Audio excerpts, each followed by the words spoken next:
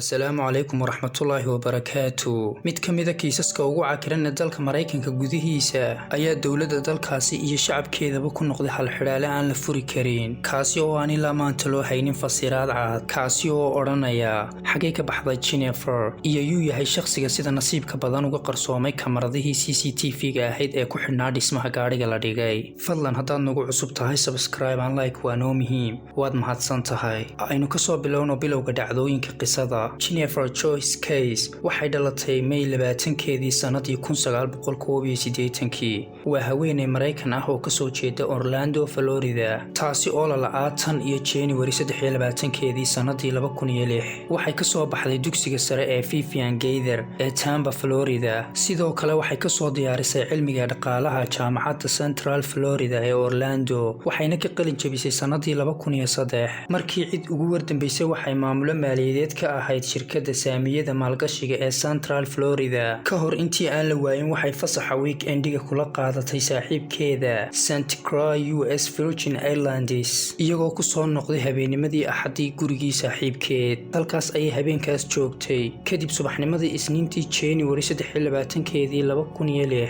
si toos ah ayay ugu baxday shaqadeeda. Jennifer ayaa la arkay markii cid ugu wardambeysay iyada oo goobtii shaqada kasii baxaysa abaare 6dii fiidnimo. Kadib waxay wicitaan kula hadashay aabaheed iyadoo jidka sii socota ku dhawaad 6:15 daqiiqo, dabcan kaasoo isagu magaalo kale ku noolaa. Halka wicitaankeedii ugu dambeeyay ay la samaysay saaxiibkeed abaaro 10kii fiidnimo. Waxa caado u ahayd inay fariin u dirto ama wacdo saaxiibkeed ka hor intaanay subaxda hore shaqo tegin. Sidaa darteed waxay ahayd wax aan caadi ahayn markii subaxnimadii xigtay uu ka waayay wicitaan ama wax fariin ah. Kadib isaga ayaa wacay laakiin looma jawaabin. Kadib wuxuu u diray fariin cod ah taasi oo uu xaaladeeda ku weydiinayo, laakiin dabcan taasna ma jirin cid kasoo jawaabtay. Intaa kadib markii Jennifer ku guuldaraysatay inay timaado goobteedii shaqo, maamulihii meesha ayaa la xidhiidhay waalidkeed kuna wargeliyay in ay ka maqan tahay Jennifer shaqadii. Wicitaan kadib waalidkeed iyo walaalkeed ayaa soo gaadhay gurigii ay deganayd, kuwaas oo ogaaday inaan gebi ahaanba guriga cidi joogin,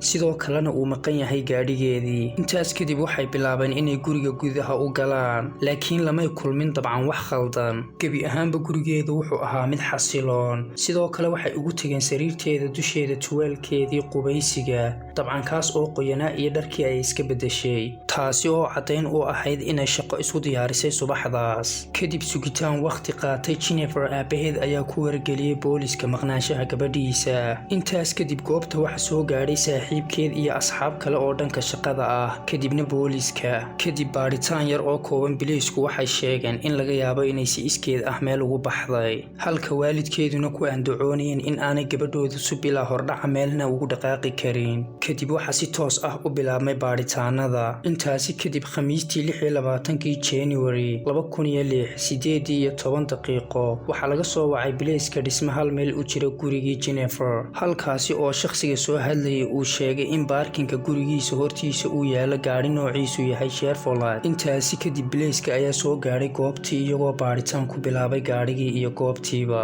Kadib waxay biliisku heleen kamarad CCTV ah taasi oo ku xidhnayd dhisme kasoo horjeeda baarkinka gaadhiga. Dabcan markii la eegay wixii ay kamaradu duubtay, waxaa halkaasi lagu arkay shakhsi aan ahayn Jennifer oo dhigaya gaadhiga halkaas abaare duhurnimadii maalintaas, kaasi oo si toos ah uga tegay goobta.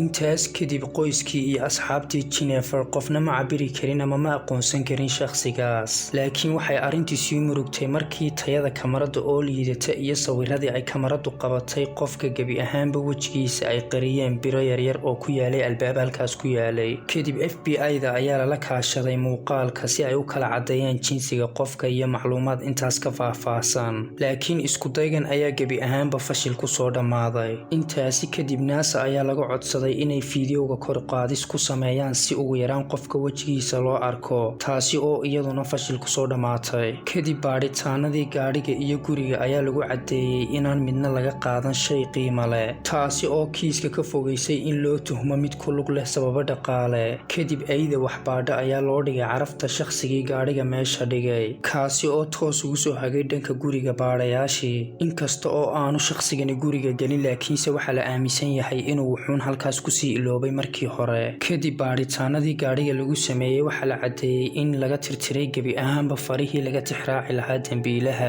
mana jirin wax caddaymo ah oo intaa ka badan waxa keliya ee maqan ayaa ahaa furayaasheedii moobilkeedii iyo boorsadeedii lacagta sidoo kale lama isticmaalin xisaabteedii bangiga ilaa maantadan dabcan markan waxay baadhayaashii ku bilaabeen kiiska inay su'aalo ka weydiiyaan qoyskeeda dabcan markanna iyaga lagama helin wax kiiskan la xidhiidha ama tuhuna laakiin markan xubno qoyskeeda ka tirsan ayaa sheegay inay dhibsan jirtay shaqaale dhismo ka waday agteeda kuwaas oo ay hore u sheegtay inay qayliyaan sidoo kale ay fooriyaan marmarna ay iyada fawda ku kicin jireen dabcan markan waxa diiradda la saaray shaqaalihii laakiin caqabadda baadhayaasha ka hor timid ayaa ahayd in shaqaaluhu ay ahaayeen dhammaantood ajaanib kuwaas oo si fiican baadhitaanka loogu samayn kari waayey laakiin gebi ahaanba iyagana waxaa laga saaray liiska tuhmanayaasha kadib markan baadhitaanada waxa lagu jiheeyey dadkii goobta shaqada ay ka wada tirsanaayeen kuwaas oo su'aalo lagu bilaabay sidoo kale waxaa baadhitaan qoto dheer lagu sameeyey kombiyuutarkeedii kadib waxaa laga ogaaday in maareeyihii goobta shaqadu uu rabay inuu xidhiidh la sameeyo